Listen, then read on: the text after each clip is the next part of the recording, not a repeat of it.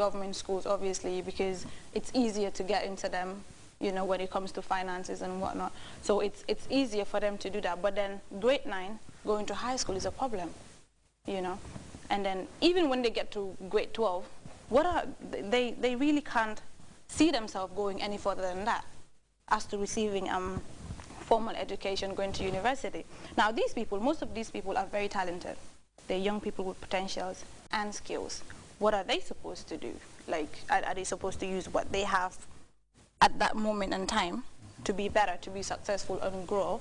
Or are they just supposed to sit and wait for that golden opportunity to go abroad, or just wait for something to happen, a miracle kind of thing? What are some of these things? Because I have a problem. I see young people sitting down. I mean, I know you have like a little table. You can start selling sweets.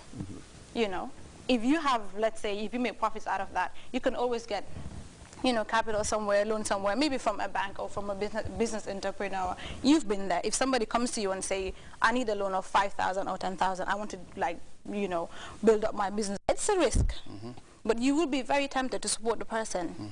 But many young people are not doing that, you know. So it's very frustrating when you see talents like the future of this country, people just sitting down and then waiting for a miracle to happen. What were your inspirations? Yeah. What made you to like drive? I'm like, I'm not stopping. Dad wants me to join the business. Fine, he's university. But what was the drive? What was the drive? What I would say is the opportunity is buried in you. Right. You have to dig deep, and you have to reveal what it is that you want to do. You have to believe. Yep. You have to check around you. Even with hardship, with all the difficulties that you might be going through, those are recipe to get you built up, to get you prepared, so you can be ready for success. Success doesn't come easy. It wouldn't be handed over to you. You have to get up and earn it. And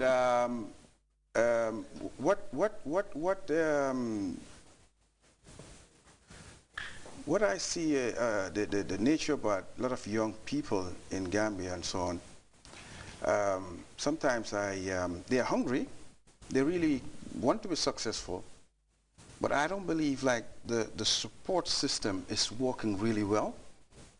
You mean that is the environment, you know, motivating them family-wise? Right, and right. You don't have to, yeah, because not throwing cash at them and all of that stuff and so on. But that moral support. That moral support.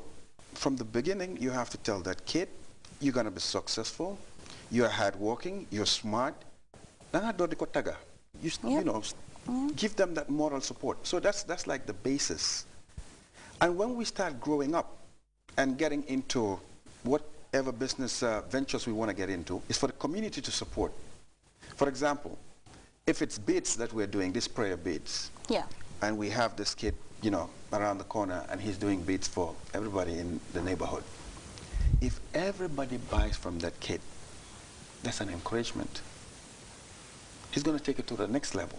But then now that's the problem, because you see people, they might start something. I have a guy on my street. He's a tailor. You know, he's the typical example. You know, from a very humble family, and you know, could not go to school. He's a tailor, but then nobody goes to him. Yeah. And it's frustrating. He has a shop at home, you know, very spacious, you know, and then he has his machines and everything, but then no one goes to him. No, you don't. This is the problem. Right, but again, you don't wait for people to come to you. Okay. You don't, the market, you need to go and get the market. You need to be out there, and you need to do things so differently. You need to give people the offer too that they can't reject. And everybody, it doesn't matter how rich they are, how poor they are, you can always have that sense of partnership. That's what I believe. There's always that sense of partnership, but you need to be bold and package your ideas well, you know, and get ready and present it out there with that conviction that you're going to be successful, and people will come to you. All right. You know. Savali, did you at any point during this journey, getting up to this stage today, did you at any point feel that this is it? You can't just do it. Danga buga gina dekabi, danga buga tuki, sonanga. sa morom yi ba ngay def lii. It does happen. If I said it never happened, I am lying. Because we have a problem in this country. Sometimes we invite somebody on TV, he says, oh, it was wonderful, I started, I did this, I never gave up, never had a down moment. No, it's not true. We all have our challenges, but as he said, it's persistence. I have had points when I said, okay, even at the university, okay, will this work? Maybe I should quit. But then you sit down a week later and you thought, okay, I'm going to try. By the way, I started the university and then I left after 3 months. Wow. And then you came back?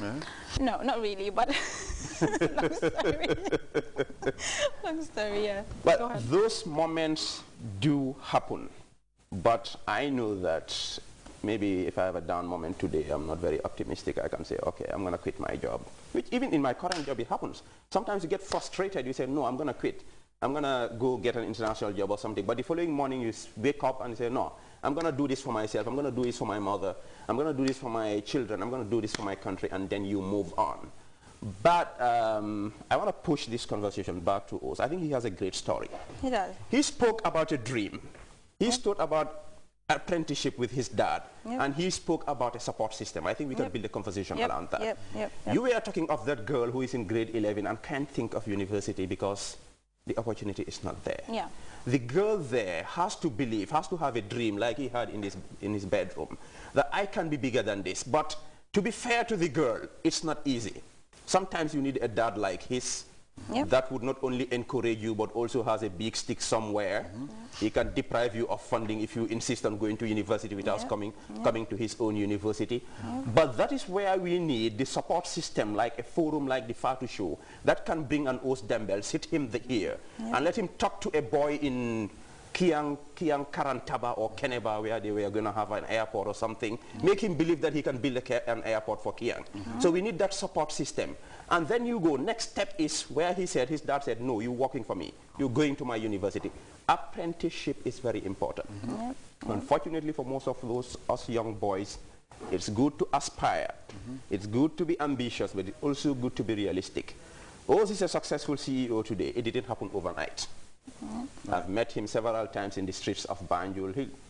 He'll give me a word of encouragement as an economist, but I always looked up to him and said, I want to own my own business someday. It didn't happen overnight. It took him 15 years to be here. If you want to be an Oz, please don't go tomorrow and say you are doing DBQ, because it will not be DBC. Me Too businesses. Oz is doing it, he's successful. You don't know where he went to. Go to Oz and be an apprenticeship, at least for 1 or 2 years. I'm not saying don't build your own company, but be ready to learn.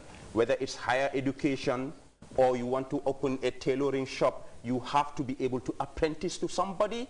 You have to be able to go there, takes a little bit of nonsense, take a little bit of brokenness, forgo the dollars of today for the $100 of tomorrow. I mean, that's the problem, because a lot of people would want to say, oh, dama buga ligay, dama buga dem fi, why man duma de fay? And I'm thinking, it's a learning process. You were supposed to pay him, actually. He's training you. Yo ya ko wara fay because mom lum la jangal yo mun loko fay ci lolu. Absolutely. But I think it's something with young people. We just want the fast cash. We just want it to come quick, you know. Or start na ligay, joining me some paycheck be, but then what? You just spend that in a day and it's done. There is no great success in this world that happens overnight. True. Talk of the Muhammad. And then you mentioned something regarding him being an employer and everything, apprenticeship and that. Do you find yourself, you know, in your office sitting down and then have young people coming to you saying, I just want to be trained? Yeah. Not with their CVs, I'm looking for a job and I need like pay end of month, but I just want training. Do you see that a lot? A lot of them. A lot of them. A lot of people come to our offices and you'll be surprised how much these kids want to get involved. As in just to train and not even get paid? Yeah, right now? Yeah. Oh, that's on the rise. It's on the rise. And I think what it is, and I'm sorry, NYSS and the other establishments that government has set up and so forth, and gap jobs and all of those stuff, but they need to check out the people, the human capital we have here. Not only me, I know a lot of people who are doing very well with the businesses that they are doing, and they are not noticed for some reason. There might be that diamond in the rough. But again,